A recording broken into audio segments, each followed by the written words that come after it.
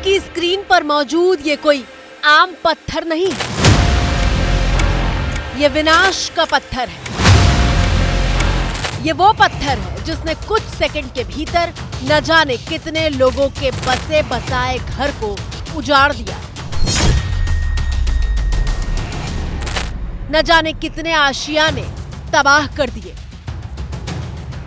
आप कहेंगे कि भला एक अकेले पत्थर ने ऐसा कैसे किया, तो ये तबाही का वो चेहरा है जो हिमाचल प्रदेश के अलग अलग हिस्सों में आसमान से बरसी है।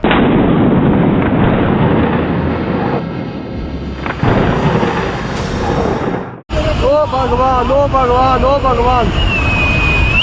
चलो जाओ, चलो चलो जाओ, चलो। अरे खतरनाक भाई, बहुत ही भयानक, बहुत ही भयानक, बहुत ही भयानक। भागो भागो भागो सब भाई, भागो भाइयों, भागो।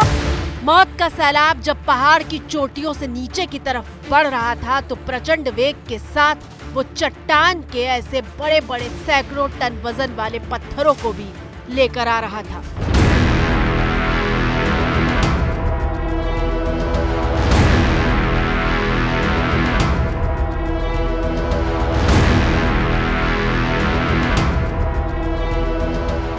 और ये पत्थर जब पानी के साथ पहाड़ के रिहायशी इलाकों तक पहुंचे तो वहाँ मलबे के सिवाय और कुछ बाकी न रहा। हम समेत गांव में हैं इस वक्त और समेत गांव में आपको ये मंजर दिखाते हैं कि किस तरीके की तबाही जो है बादल फटने से हुई है। ये जो सामने आप खड्ड देख रहे हैं, ये जो रूट है इसका, दरअसल यहाँ पे कम से कम 12 घर हुआ करते थे और पहाड़ियों पे ऊपर जो बादल फटा है उसके साथ जो मलबा आया, पत्थर आए, वो सब कुछ अपने साथ समा के ले गए और गांव के लगभग 36 लोग जो हैं वो मिसिंग हैं। तो अंदाज़ा हम लगा सकते हैं। सामने ये बड़ा सा पत्थर आप देख सकते हैं, ये इस तबाही का मंजर जो है ये अपने आप में बयां करता है कि किस तरीके की तबाही इस गांव के लोगों ने झेली है।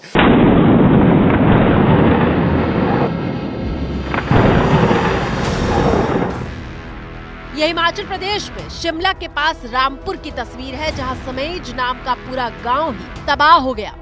इस गांव के रहने वाले दो चेहरे आपके सामने हैं जो पानी की भयानक आवाज सुनकर रात 12 बजे अपने घर से निकलकर पहाड़ की तरफ भागे थे। जान तो बच गई लेकिन घर गृहस्थी सब कुछ पानी बहा ले गया। 12:10 पे मैं बाहर निकला कि भाई कहीं से आवाज़ आ रही है और स्मेल आ रही है, तो मैं 12:10 के बाद अंदर रूम पे गया तो मेरा बेड हिलने लग गया। तो बेड हिलने के बाद मैं फिर दोबारा बाहर निकल गया बरामदे पे। तो मैंने आगे कोई टॉर्च लगा के देखा कि भाई आदमी भाग रहे हैं वहाँ से, तो मैंने उनको बचाने की टॉर्च लाकर भाई ये बच सके, इधर को आए हमारी तरफ से। मेरा घर 2 मंजिला था और 6 रूम थे। एक गैस का किचन था, एक आग का किचन था, टॉयलेट बाथरूम थे और गौशाला थी, गाय थी। और जब ये हादसा हुआ तो मेरे को मेरे पति ने उठाया, बोला बाढ़ आ रही है, उठ जा। मैंने चप्पल तक नहीं लगाए, सीधे ही मैं, ये आगे से मैं थी, पीछे से और कंपनी वाले लड़के भी थे, हम सीधे भागे। फिर मेरे को कुछ पता नहीं है क्या घर में क्या हुआ, अंधेरा था, लाइट कुछ नहीं। फिर सुबह देखा तो खत्म है सब कुछ। क्या आप कल्पना कर सकते हैं कि आप आराम से अपने घरों में सो रहे थे, अचानक सैलाब की दस्तक होती है और फिर कुछ सेकंड के भीतर सब कुछ खत्म। सालों की जमा पूंजी पानी में बह गई और कई परिवार तो ऐसे थे जिन्हें जान तक बचाने की आहट नहीं मिली।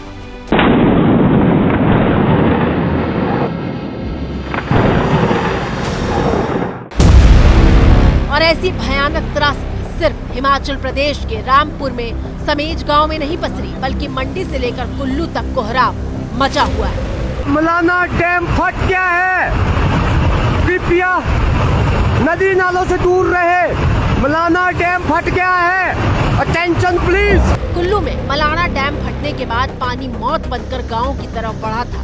वो पानी तो गुजर गया लेकिन अपने साथ जिंदगी और उसके निशान भी बहा ले गया है। ये वो जगह है जहां करीब 1 दर्जन घर और मंदिर हुआ करते थे, लेकिन अब सिर्फ मलबा और मिट्टी का कब्जा है। बाढ़ से प्रभावित हुए परिवारों का कहना है कि मलाना डैम परियोजना इस हादसे की जिम्मेदार है। इसकी तहकीकात और जांच, सीबीआई जांच तक की जाए कि किन कारणों से क्या कारण है कि इनको इतना हमारा इतना नुकसान करना पड़ा, और इसकी अच्छे से जांच हो और इसका हमारा जो उचित इसका मुआवजा दिया जाए। हिमाचल प्रदेश में पार्वती नदी से लेकर ब्यास नदी तक उफान पर है। इन नदियों में जब बाढ़ आई तो कैसा हाहाकार मचा था, उसकी एक तस्वीर देखिए।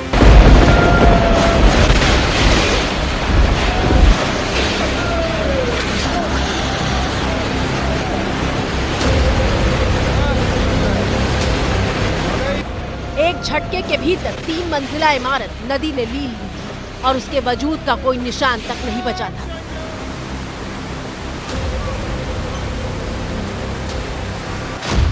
हिमाचल प्रदेश के मंडी, कुल्लू और शिमला के रामपुर में बादल फटा है।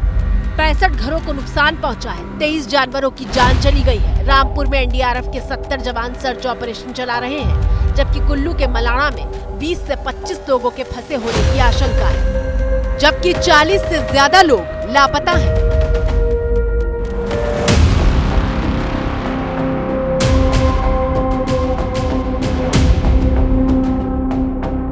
हिमाचल के बाद चलिए उत्तराखंड, जहां बादल फटने के बाद टिहरी जिले के गांव में भारी तबाही हुई है।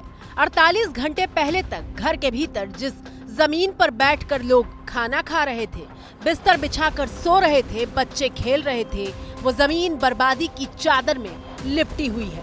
तस्वीरें टिहरी जिले के जंखियाली गांव की हैं, जहां बादल फटने के बाद हर तरफ बस तबाही का मंजर है। तबाही की तस्वीरें हम आपको दिखा रहे हैं ग्राउंड जीरो से। आप देखिए जहां पर आपको बड़े बड़े पत्थर मलबा दिख रहा है, यहां पर दरअसल एक भरपूर गांव हुआ करता था। 5 से 6 मकान इस जगह पर थे जो पूरी की पूरी तरह से मलबे के नीचे दब चुके हैं। नामो निशान पूरी तरह से खत्म हो चुका है। जो दूसरी तरफ की तस्वीर है वो भी आपको दिखा देते हैं। ये देखिए जो आपको इस तरफ के जो मकान दिख रहे हैं वो भी इस मलबे के जद में आए और उसके बाद देखिए किसी की छत टूट गई है, किसी का बेस टूट गया है, किसी का पूरा मकान बह गया है। इस गाड़ी की स्थिति देखिए, तस्वीर खुद बता रही है कि यहाँ पर क्या बीती है। मैं भैंस बांधने के लिए उठी हूँ यहाँ से कि मैं भैंस को अंदर बांध लेती हूँ, तब कमरे के अंदर जाती हूँ। तो सर जैसे भैंस बांध के तो मेरे बच्चे पीछे पीछे यहाँ तक मैं जब तक मैं यहाँ पे आई तब तक बच्चे वहाँ पे गए, बच्चे भी मैं भी वहाँ पे, तब तक हमारे ऊपर ये पूरा कीचड़ मलबा पड़ गया। तो हम वहीं पे गिरे, तो मतलब हमने ऐसे मेरे तो वैसे हो गई थी, पर बच्चों ने मुझे उठाने की कोशिश करी। भागने की स्थिति में नीचे से गुआन नदी है, उधर से भी गधे रहे, तो वहाँ से हमने जंगलों के रास्ते से वहाँ जंगलों के रास्ते भागे हम जंगलों के रास्ते से भागे। अब लोग मलबे के बीच अपने घरों के भीतर से बचे कुचे सामान की तलाश कर रहे हैं। गांव में रहने वालों को एक स्कूल में शिफ्ट किया गया है। देखिए लोग किस तरीके से अपने घरों में जा रहे हैं। वो घर जो कि अब पूरे मलबे में तब्दील हो चुका है, कभी भी गिर सकता है। इसका पूरा बेस खत्म हो चुका है, लेकिन इसके बावजूद भी लोग आ रहे हैं अपना सामान देखने के लिए, अपनी चीज़ों को उठाने के लिए कि किसी तरीके से जो बचा कुचा सामान है उसको लेकर निकल सकें। ये घर देखिए, ये आज का नहीं सालों पुराना घर है और स्थिति आप देखिए कि घर के भीतर मलबा पसरा पड़ा है।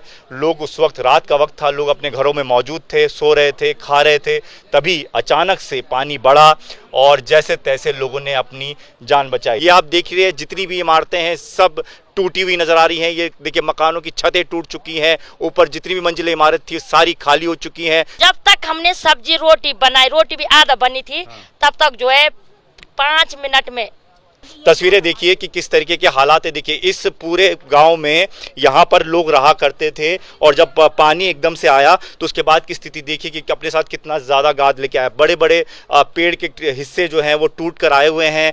यहाँ पर आप देखिए तो नीचे गाद भरी पड़ी है, नीचे घर का हिस्सा पूरा टूट चुका है और ऊपर के हिस्से भी पूरी तरह से क्षतिग्रस्त हो चुके हैं।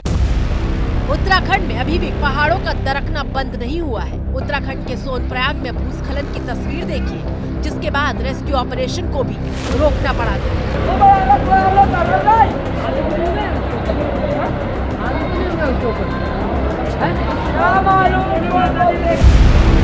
और ऐसी भयानक त्रासदी सिर्फ हिमाचल प्रदेश के रामपुर में समेज गांव में नहीं पसरी, बल्कि मंडी से लेकर कुल्लू तक कोहराम मचा हुआ है। मलाना डैम फट गया है, कृपया नदी नालों से दूर रहे। मलाना डैम फट गया है, अटेंशन प्लीज। कुल्लू में मलाना डैम फटने के बाद पानी मौत बनकर गांव की तरफ बढ़ा था। वो पानी तो गुजर गया, लेकिन अपने साथ जिंदगी और उसके निशान भी बहा ले गया है। ये वो जगह है जहां करीब 1 दर्जन घर और मंदिर हुआ करते थे, लेकिन अब सिर्फ मलबा और मिट्टी का कब्जा है। बाढ़ से प्रभावित हुए परिवारों का कहना है कि मलाणा डैम परियोजना इस हादसे की जिम्मेदार है। इसकी तहकीकात और जांच सीबीआई जांच तक की जाए कि किन कारणों से क्या कारण रहे कि इनको हमारा इतना नुकसान करना पड़ा। हिमाचल प्रदेश के मंडी, कुल्लू और शिमला के रामपुर में बादल फटा है। 65 घरों को नुकसान पहुंचा है। 23 जानवरों की जान चली गई है। रामपुर में एनडीआरएफ के 70 जवान सर्च ऑपरेशन चला रहे हैं, जबकि कुल्लू के मलाणा में 20 से 25 लोगों के फंसे होने की आशंका है, जबकि 40 से ज्यादा लोग लापता हैं।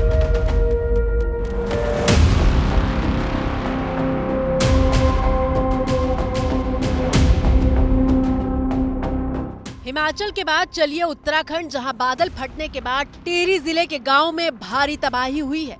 48 घंटे पहले तक घर के भीतर जिस जमीन पर बैठकर लोग खाना खा रहे थे, बिस्तर बिछाकर सो रहे थे, बच्चे खेल रहे थे, वो जमीन बर्बादी की चादर में लिपटी हुई है। तस्वीरें टिहरी जिले के जंखियाली गांव की हैं, जहां बादल फटने के बाद हर तरफ बस तबाही का मंजर है। तबाही की तस्वीरें हम आपको दिखा रहे हैं ग्राउंड जीरो से। आप देखिए जहां पर आपको बड़े बड़े पत्थर मलबा दिख रहा है, यहाँ पर दरअसल एक भरपूर गांव हुआ करता था। 5 से 6 मकान इस जगह पर थे जो पूरी की पूरी तरह से मलबे के नीचे दब चुके हैं। नामो निशान पूरी तरह से खत्म हो चुका है। जो दूसरी तरफ की तस्वीर है वो भी आपको दिखा देते हैं। ये देखिए, जो आपको इस तरफ के जो मकान दिख रहे हैं वो भी इस मलबे के जद में आए और उसके बाद देखिए किसी की छत टूट गई है, किसी का बेस टूट गया है, किसी का पूरा मकान बह गया है। इस गाड़ी की स्थिति देखिए, तस्वीर खुद बता रही है कि यहाँ पर क्या बीती है।